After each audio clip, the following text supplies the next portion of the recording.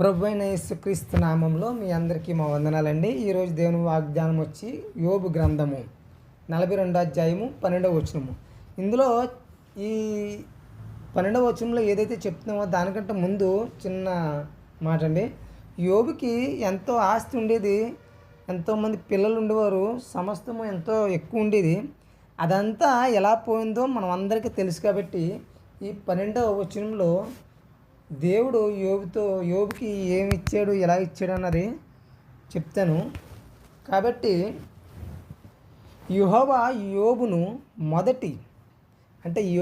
యోబు నుండి మొదటి ఆశీర్వదించిన, అంటే ముందుగా ఎంతైతే ఆశీర్వదించాడో దానికంటే మరింత అధికముగా ఆశీర్వదించను అండి. ముందైతే ఎంత ఇదిగో ఒక ఇంత ఇచ్చాడు, రెండో ఇంత ఇచ్చేటప్పుడు ఆయన రెండెంతలో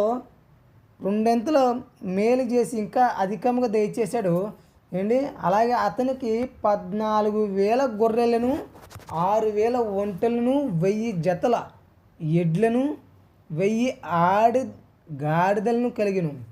మరియు అతనికి 7 కుమారులు, 3 కుమార్తెలు కలిగిరండి.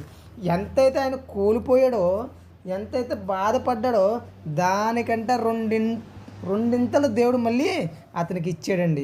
ఈరోజు మనము అనేక మంది ఇదిగో దేవుడు వల్ల మనం అనేకమైన కోల్పోయామని చాలామంది బాధపడుతుంటారు. మీరు బాధపడకండి. దేవుడి యందు విశ్వాసం అస్సలు వదలొద్దు ఏంటి.